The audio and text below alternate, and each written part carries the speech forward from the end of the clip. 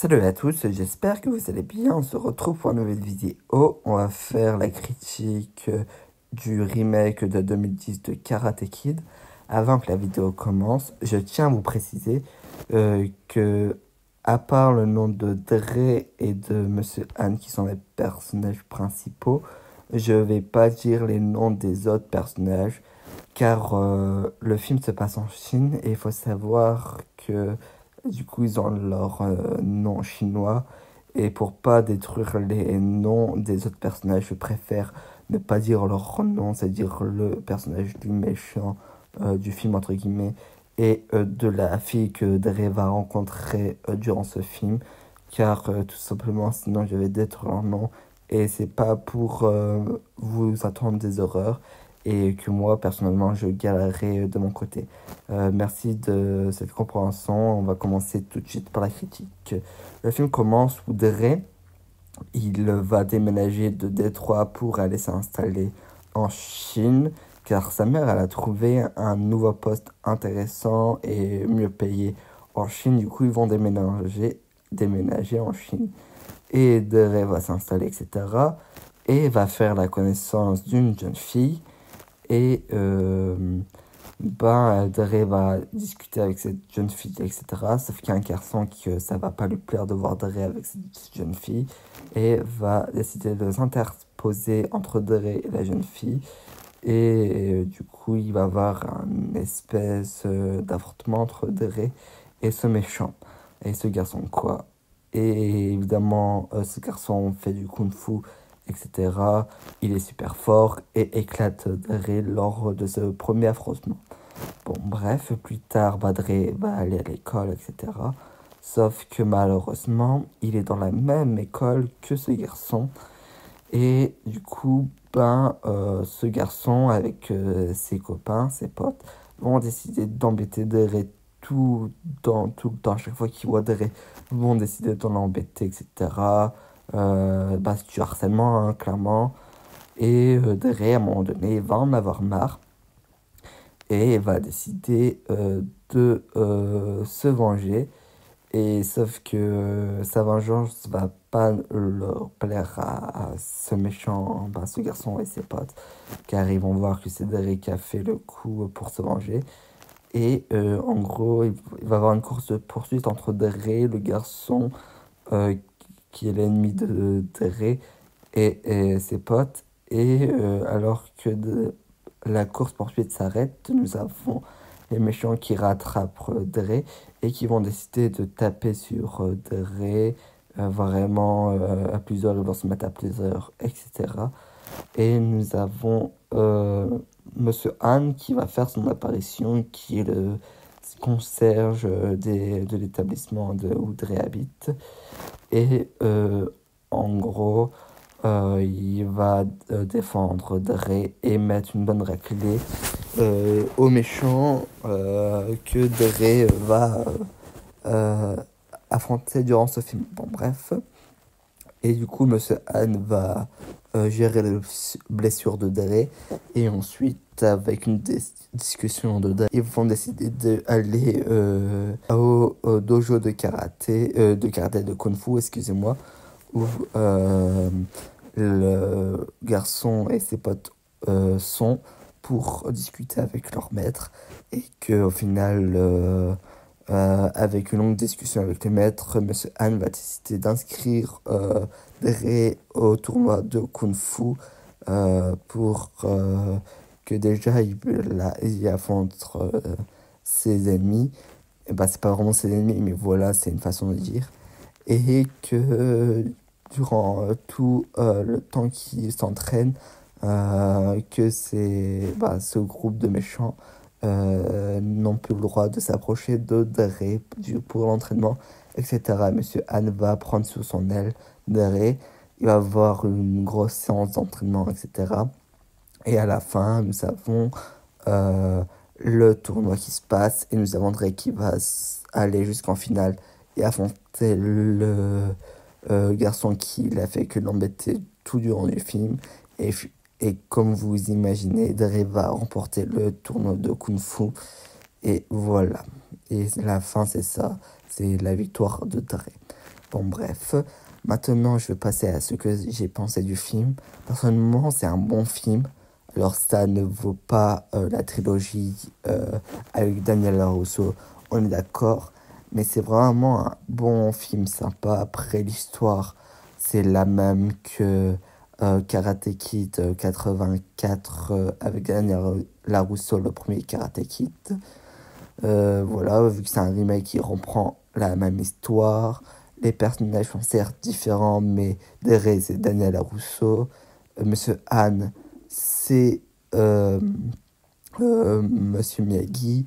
Le méchant, c'est Johnny. La fille, c'est Ali, etc., etc. La seule différence, c'est que là, ça se passe en Chine, alors que euh, Karate Kid se passe en Amérique. Et aussi, bah, une petite différence, c'est que, bon, je pense que ça a été fait exprès, c'est que le fait que Karate Kid, le premier, le personnage de Monsieur Miyagi est japonais, et le pays, on dirait, qui se rapproche un peu plus du Japon, c'est la Chine. Je pense que ça a été un choix tactique de mettre la Chine au lieu du Japon. Bon, bref, peut-être je suis complètement à côté de la plaque, mais je pense que le fait que euh, bon, Monsieur Miyagi, il est japonais, du coup, il y a Karate Kid qui est au Japon. Ils ont décidé que, du coup, le faire en Chine pour nous dire que c'est clairement un remake et il y a quand même deux, trois petits changements. Après, peut-être c'est complètement au hasard, hein, c'est qu'ils ont choisi comme ça. Mais je pense que ça en fait partie. Voilà. Je reprends. Du coup, non, franchement, le film, bah, il se ressemble beaucoup sur le premier Karate Kid 1, voilà. Concernant le duo Monsieur Han et Dre, ça fonctionne super bien. Bon, ça ressemble beaucoup à Monsieur Miyagi et Daniel LaRusso, mais non, ça fonctionne bien et tout. On n'a pas là un Monsieur Han qui voit Dre comme son fils et inversement. Là, c'est il le voit vraiment comme son élève. Alors voilà, ça c'est cool aussi, ça se passe plutôt bien. Il le fait vivre pas, je veux pas dire enfer, mais il le fait vraiment galérer de bout en bout. Euh, on a un passage qui est vraiment intéressant sur Monsieur Han qui va être très bien et ça va renforcer, je trouve, leur duo. Euh, Après, bon, voilà, ça ressemble beaucoup, comme je l'ai dit, à Monsieur Maggie et Tania Larousse, alors je vais pas m'attarder plus que cela. Les scènes de combat sont très très bons, très stylées, même si parfois ça va dans l'abus, je reviendrai après sur le combat final.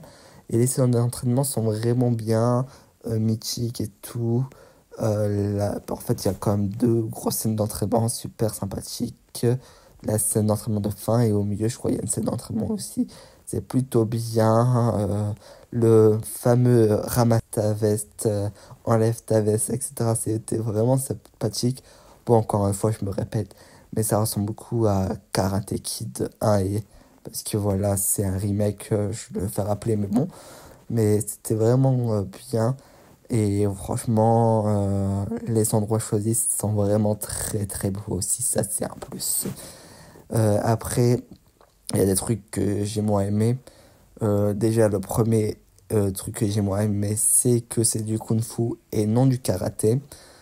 J'ai pas compris pourquoi le film s'appelle Karate Kid. Ça reste dans le même univers que la trilogie et que Miss Karate Kid.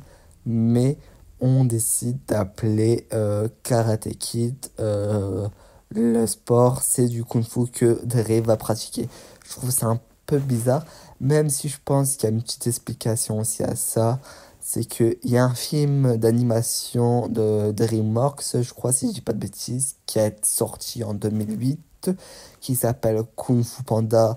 Et Kung Fu Panda a marqué une génération d'enfants, etc.